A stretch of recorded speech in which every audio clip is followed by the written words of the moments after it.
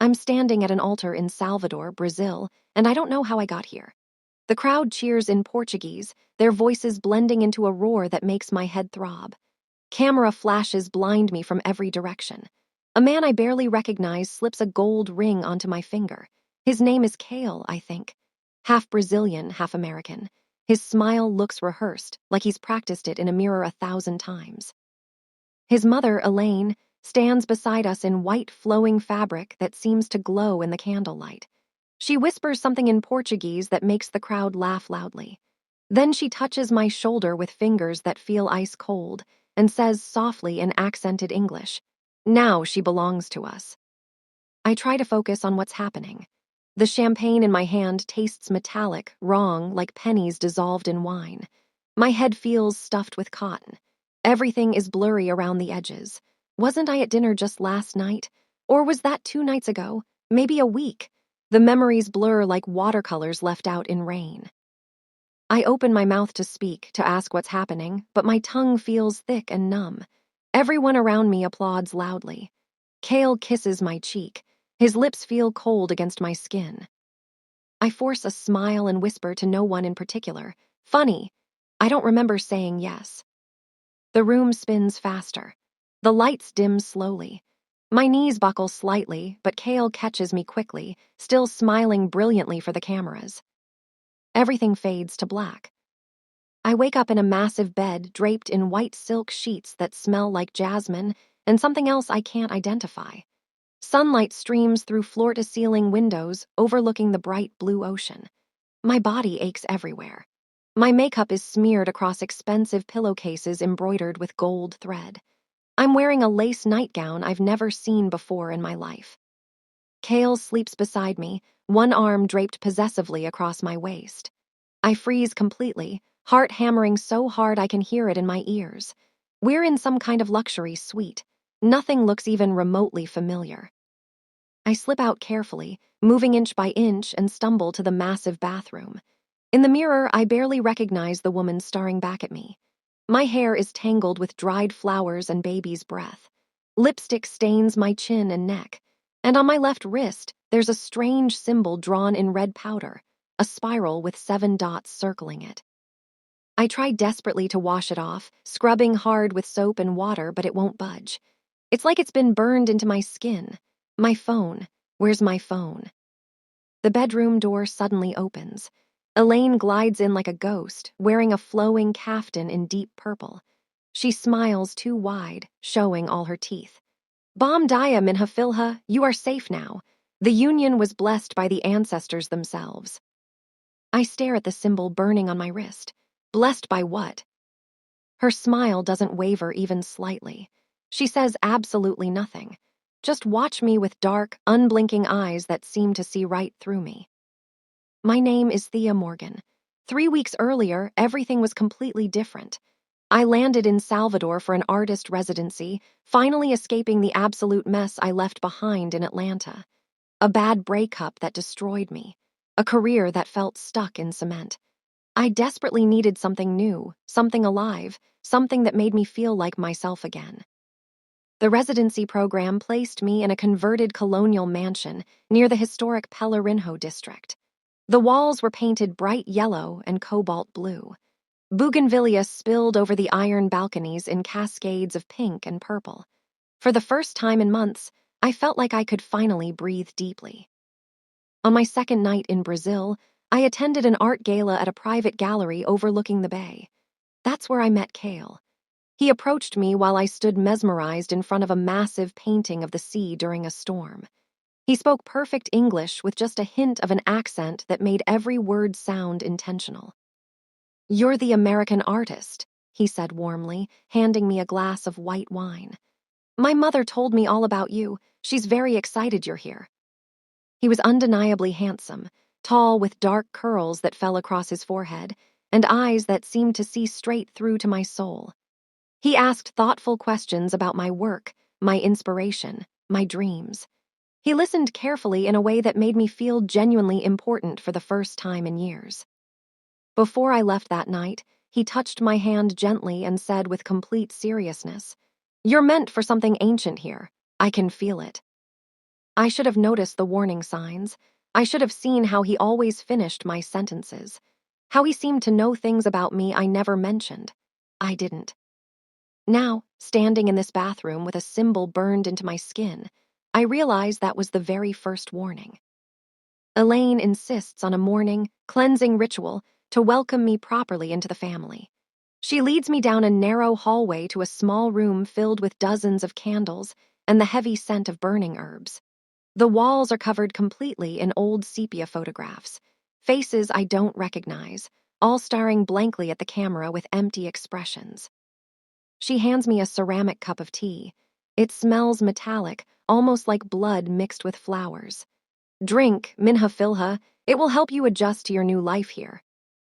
I hesitate, my hands shaking slightly, but she watches me so closely and intensely that I finally take a small sip. The taste is bitter and wrong, making my throat burn. My vision flickers suddenly. I see flashes, Kale's face surrounded by candlelight, unknown hands holding mine tightly, words I can't understand echoing loudly in my ears. When I wake up again, I'm back in the enormous bedroom. Hours have clearly passed. The sun is in a completely different position. My phone is still missing. But there are new photos on the nightstand, printed glossy photos of me and Kale, smiling happily, embracing tenderly. I don't remember taking even a single one of them. In one particular photo, my hand is already wearing the heavy wedding ring. My stomach turns violently. I search the room frantically, tearing through drawers, looking desperately for my phone, my passport, anything that proves who I am. Everything personal is completely gone. Kale suddenly appears in the doorway, leaning casually against the frame, watching me with that same perfectly rehearsed smile.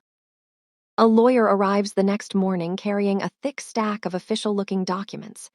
Everything is written entirely in Portuguese with complicated legal terms.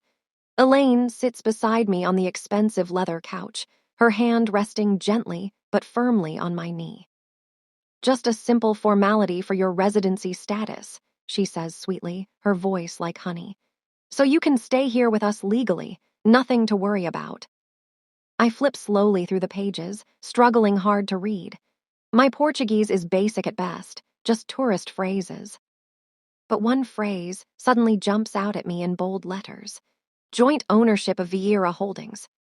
My full name is typed clearly beneath it. I close the folder carefully. I need some time to think about this. Elaine's smile tightens slightly at the corners. "Of course, Minha Filha, take all the time you need."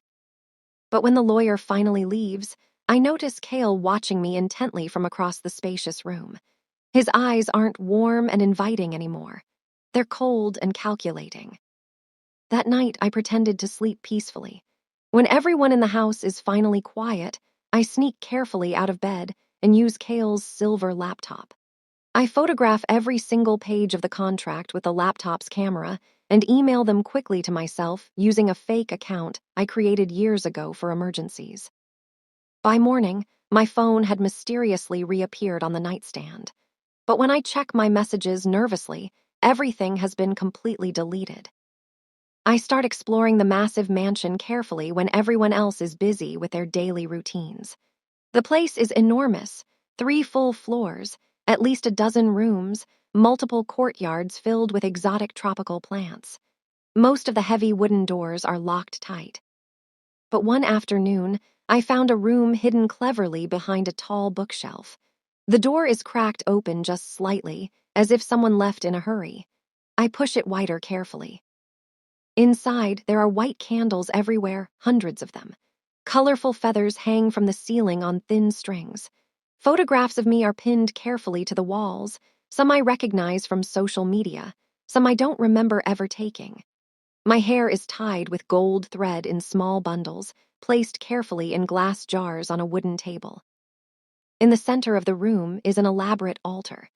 My face is drawn precisely in white chalk on the dark floor, surrounded by strange symbols. I hear soft footsteps behind me. I turn slowly. Elaine stands calmly in the doorway, her expression completely serene. "Curiosity kills more than cats, Minha Filha." I swallow hard, forcing myself to stay completely calm despite my racing heart. Only when curiosity stays quiet. She studies me for a long, uncomfortable moment, her head tilted slightly, then turns gracefully and walks away without another word. I wait until her footsteps fade completely down the hallway, then quickly grab a small charm from the altar, a carved black stone wrapped tightly in red thread. I shove it deep in my pocket and leave the room quickly, my heart pounding wildly. The next morning, I wake to find the mansion's iron gates locked tight.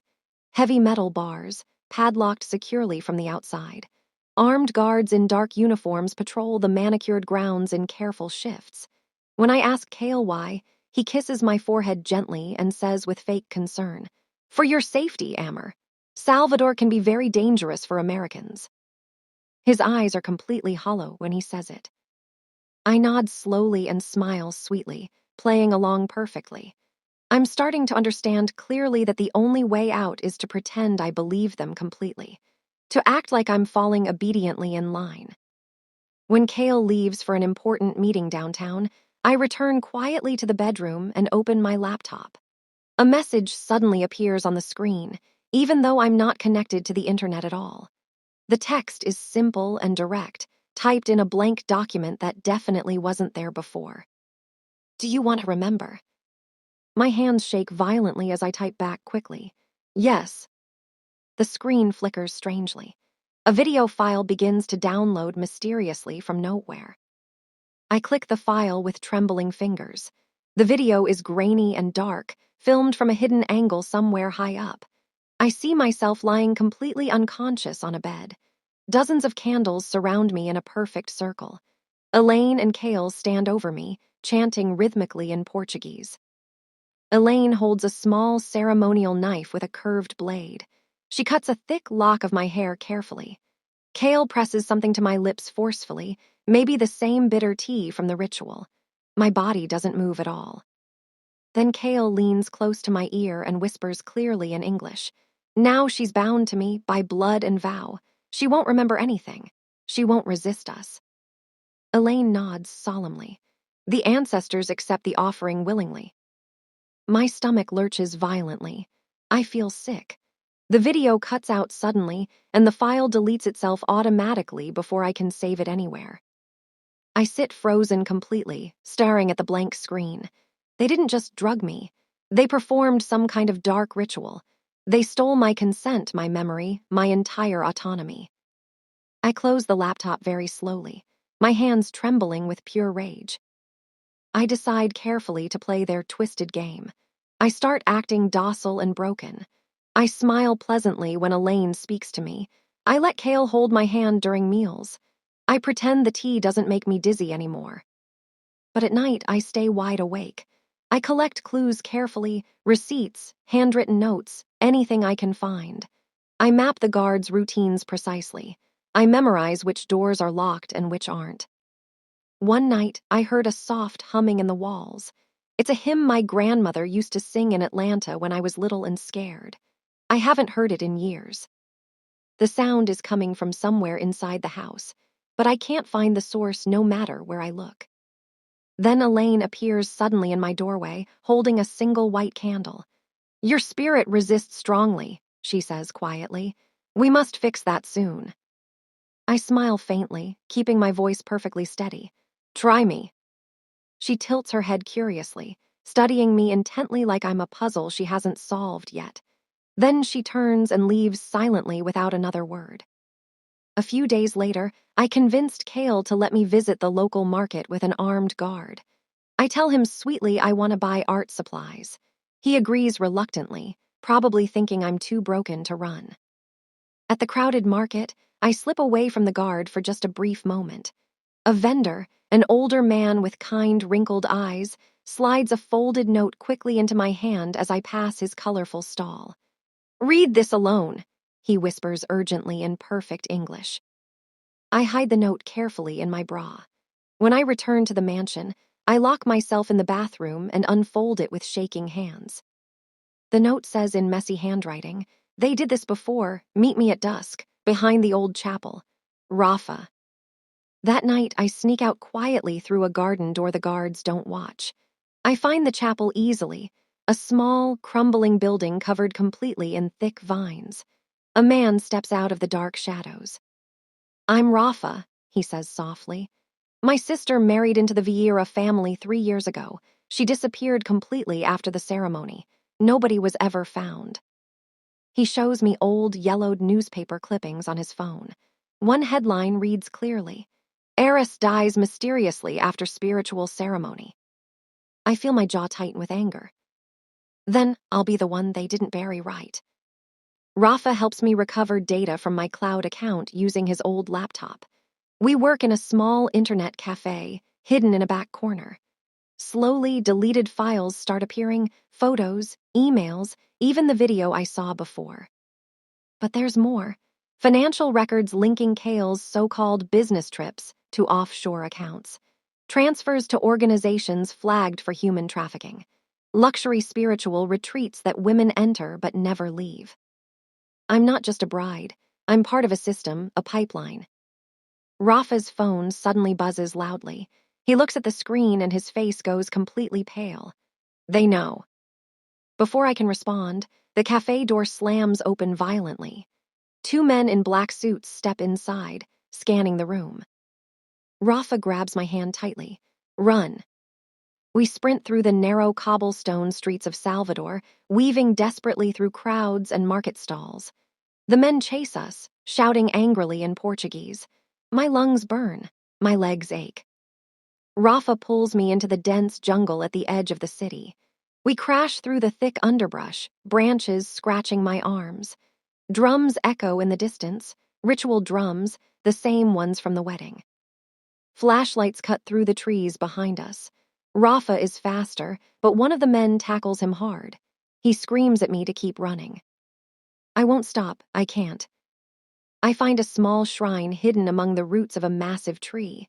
I press myself against the cold stone, clutching the charm I stole from Elaine's altar. My breath comes in gasps. Then I hear whispers all around me, soft voices, familiar. One sounds like my grandmother. "Children use their own spell." I don't understand, but I pull out the charm and carve a matching symbol into the dirt with a stick. The whispers grow louder, almost like a shield. The flashlights pass by without stopping. I disappear into the dark. I made it to the U.S. Embassy in Salvador by morning. I'm filthy, exhausted, trembling. The security guard almost doesn't let me in, but I show him my passport, the one I hid in my bra before I ran. Inside, I met with a consular officer. I try to explain everything: the wedding, the drugs, the ritual, the trafficking network. I showed her the photos on Rafa's laptop, which I managed to keep. But then the door opens. Kale walks in, calm and collected. He's wearing a clean suit. He has papers in his hand, medical documents, police reports. He tells the officer I'm mentally unstable, that I'm under his care, that I ran away during a psychotic episode. The officer hesitates, looking between us. I meet her eyes and say, "Then test my blood." The blood test proves I was drugged. The embassy detains Kale temporarily while they investigate. I move to a safe room under protection. For the first time in weeks, I sleep without fear. But when I wake up, Kale is gone. Elaine's lawyers got him released on a technicality. He's vanished. The embassy helps me get to Rio de Janeiro under a false name. Rafa's cousin, a journalist named Lucia, agrees to help me expose the Vieira family. We work quietly, gathering evidence, building a case. Then I see a news alert on my phone. Elaine Vieira to host televised blessing ceremony for new followers. My stomach drops. She's expanding. This isn't over. I convinced Lucia to get me into the ceremony as a volunteer makeup artist. We forge credentials, create fake IDs. I dye my hair darker and wear glasses. The event is massive, a luxury hotel ballroom filled with hundreds of people. Women in white linen sit in rows, waiting to receive Elaine's blessing. Backstage, I see dozens of women with the same symbol on their wrists, the same one I had. They all look dazed, distant. Some are crying softly. I start recording everything on a hidden camera Lucia gave me. The rituals, the contracts, the guards watching the doors. Then, in a mirror across the room, I see Elaine's reflection. She's staring directly at me. She whispers, though I'm too far to hear, "I always find my daughters." My blood runs cold. Elaine corners me in a dressing room. She pretends to welcome me back with open arms, like a forgiving mother. She even cries a little. "You were confused, Minhafilha, but you're home now."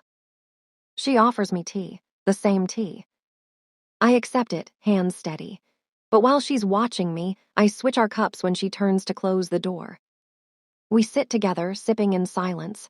Minutes pass. Then her pupils dilate. Her hands start to shake. She looks at me, confused. I lean close and whisper, "Now you'll remember everything you made me forget." Her face goes pale. She tries to stand, but her legs buckle. I leave her there, slumped in the chair, and walk calmly out of the room. Kale reappears that night, begging for mercy. He finds me at Lucia's apartment somehow. He's desperate, sweating. He says Elaine is losing control. He wants to make a deal. He offers to help me expose her in exchange for protection. He'll testify, he says. He'll tell the authorities everything. I pretend to agree, but I record every word he says. We plan a press conference together. He thinks I'm naive enough to trust him. That night, Rafa's cousin Lucia is found dead in her apartment. The police call it a suicide. I know better. The press conference happens at a major news station in Rio. Cameras line the room. Reporters fill every seat. Kale sits beside me, looking somber and rehearsed. He begins his confession. But instead of exposing Elaine, he blames me. He tells the cameras I manipulated him through witchcraft, that I seduced him and used dark magic to control his family. The audience gasps. Reporters scribble notes furiously. I just sit there calm. Then I pull out my phone and press play. The speakers crackle. Kale's own voice fills the room. Now she's bound to me by blood and vow. She won't remember. She won't resist. The room falls silent. The video goes viral within hours. It spreads across Brazilian news, American news, and social media. People are outraged. The hashtag #justice for Thea trends worldwide. Interpol opens an investigation into Vieira Holdings. Bank accounts are frozen. Properties are seized. Kale is arrested on live television. But Elaine vanishes. No one can find her. She leaves behind a single message, written in red ink on the wall of her mansion. The sea remembers its debts. I know where she's gone. I booked a boat to Bahia, the coastal town where the Vieira family started generations ago. The house by the sea is massive and empty. The windows are broken. Vines crawl up the walls. But inside, the floors are covered in fresh ritual symbols. Candles burn even though no one should be here. In the center of the main room, there's a shrine. My photo sits in the middle, surrounded by offerings, flowers, coins, locks of hair. The wind howls through the broken windows, whispering my name. Then Elaine steps out of the shadows. She looks older, thinner. Her eyes burn with fury. "Revenge is heavy, Minhafilha. Let's see if you can carry it." Thunder cracks outside. The candles flare to life all at once, even the ones that weren't lit before. I pull the charm from my pocket and hold it up. "I learned from you." Elaine begins chanting loudly, circling me slowly. The symbols on the floor start to glow faintly with an eerie red light. She's trying desperately to complete the ritual, to bind me permanently, to take whatever's left of my will and soul. But I interrupted her sharply. I use the charm I've been carrying carefully, the one I took from her altar weeks ago. I carve a new symbol into the dusty floor with a piece of broken glass, mixing it deliberately with her patterns. The flames twist unnaturally. The wind reverses direction. Elaine stumbles backward, her chant breaking completely. She screams as her reflection in a cracked mirror begins to distort horribly. It stretches, darkens, trapping her image inside the glass. I whisper the words my grandmother used to say when I was scared. "You can't chain what was never yours." Elaine's body goes completely still, but her reflection keeps moving, screaming silently inside the mirror. The mansion begins to burn mysteriously. I don't know if I started it or if the candles did. Either way, I walk out calmly as thick smoke fills the halls behind me. At the docks, police surround Cale. He's trying to board a boat, desperate to flee the country. When he sees me, he starts shouting that I cursed them all. I walk past him without stopping, holding my passport and a flash drive full of evidence. I pause just long enough to say, not a curse, just consequences. The officers take him away. The Vieira Empire collapses within weeks. Accounts frozen, assets seized, properties sold off to pay restitution to victims. Cale is sentenced to 15 years. Elaine is declared legally dead, though her body is never found. The women who were trapped as brides are freed. Some go home. Some stay in Brazil trying to rebuild. I return to Atlanta quietly. I refuse interviews. I don't want to be a headline. But at night, I still hear the ocean in my dreams. I still see Elaine's face in mirrors sometimes. I tell myself it's just trauma, just memory. But I'm not sure I believe that. 6 months later, I opened a new art exhibition in Atlanta. It's held in a small gallery downtown, nothing fancy. The theme is simple: the wedding I don't remember. Each painting tells part of my story: mirrors, symbols, rings sinking into dark water, women with empty eyes, candles that burn backward. At the center of the gallery, there's one empty frame. A small placard beneath it reads, "The space where I woke up." A reporter approaches me during the opening. She asks if the exhibition is about revenge. I smile softly. No, it's about remembering. She nods, scribbling notes, and moves on. I stand alone in front of the empty frame, staring at the space where my reflection should be. On a quiet night, I return to Brazil one last time. I take a boat to a small, empty beach in Bahia. The sand is soft. The waves are gentle. I open my hand. The cursed wedding ring glitters in the moonlight, the one I've kept all this time, hidden in a box. I toss it into the ocean. It sinks slowly, catching the light as it disappears. Lightning flashes across the sky. For just a moment, I see a silhouette beneath the surface, a woman's shape watching me from the deep. Elaine. I don't run, I don't scream. I just stand there facing the water. I whisper to the sea. Revenge isn't fire, it's freedom, and you can't chain what was never yours. The waves pull back, the silhouette fades. I turn and walk away, leaving the past where it belongs, at the bottom of the ocean.